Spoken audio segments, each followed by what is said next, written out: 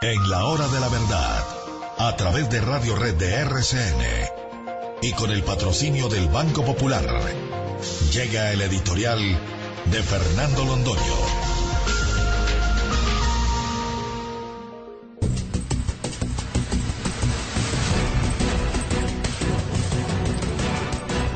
Se le ocurrió a un señor juez de Cartagena prohibir el rezo antes de las clases para que los profesores y los niños se encomendaran a Dios, le pidieran que los iluminara, buscaran el consuelo de lo que significa la religión como medio de exaltación de los valores humanos.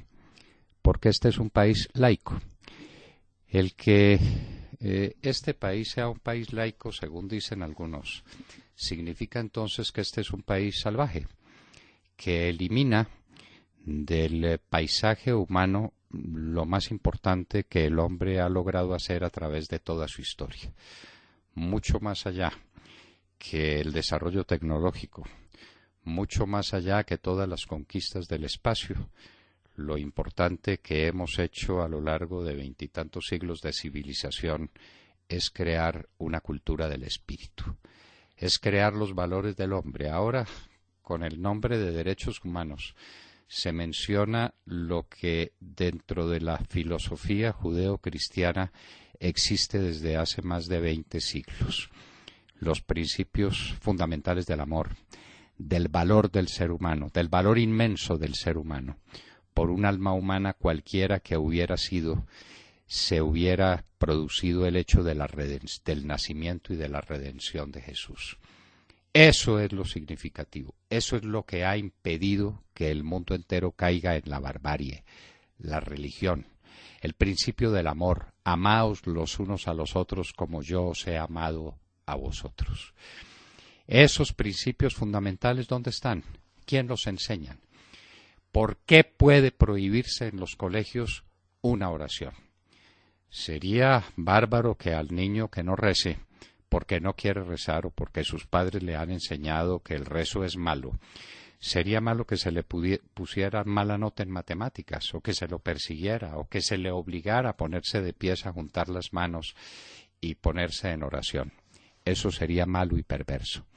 Pero si los niños quieren hacer la oración, si los niños la hacen, y la hacen con el amor y con la devoción que veíamos en las imágenes que nos traía el noticiero de RCN, el de Claudia Gurizati, que por fortuna para Colombia existe, prohibir eso, es condenarnos a la barbarie, es condenarnos a la pérdida de los altos valores del espíritu, detrás del expediente de que este es un país laico. El que sea laico no quiere decir que sea un país de bárbaros, de salvajes, que no creen en la trascendencia del espíritu humano.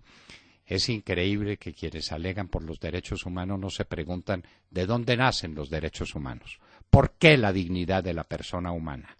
¿Por qué la dignidad del sacrificio? ¿Por qué la dignidad de la pobreza cuando ella existe? ¿Por qué la dignidad del dolor, la dignidad suprema del dolor humano? Porque somos trascendentes, porque el espíritu está por encima de la materia, porque somos seres humanos en camino hacia un destino mucho mejor, hacia un destino más brillante, por el principio de la trascendencia.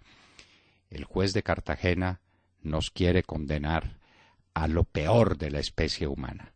Nos quiere condenar a que nos convirtamos en una sociedad sin sentido del más allá, sin sentido del valor, de la dignidad, del respeto a la persona humana, cualquiera que ella sea y en cualquier circunstancia en que esté. Y eso desde luego no lo podemos permitir.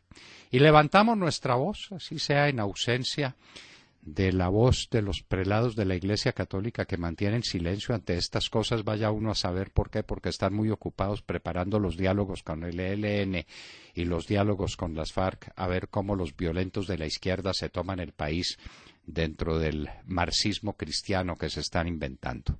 No importa.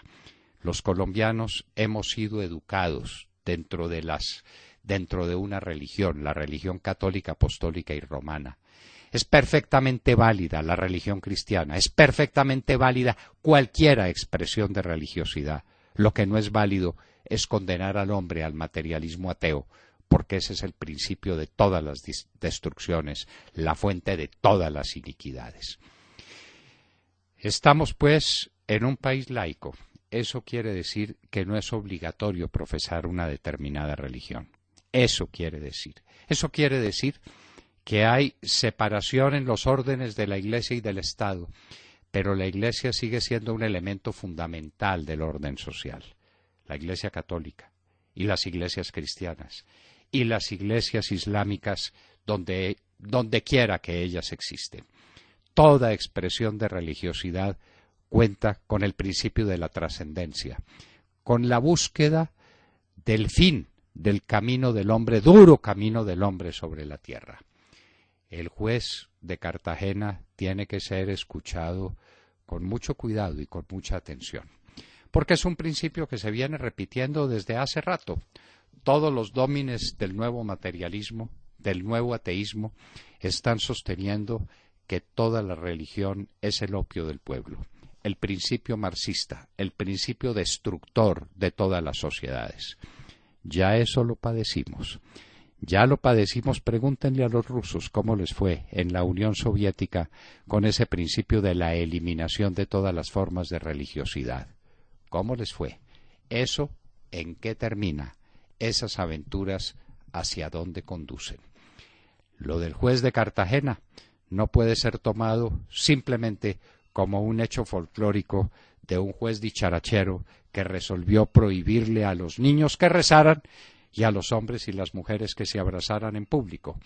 Ese juez de Cartagena, más que un juez folclórico, es un juez que está pregonando unas formas de existencia que conducen a la destrucción, no al desamor, sino a la violencia, al odio, al desentendimiento entre los hombres y a la pérdida de toda esperanza.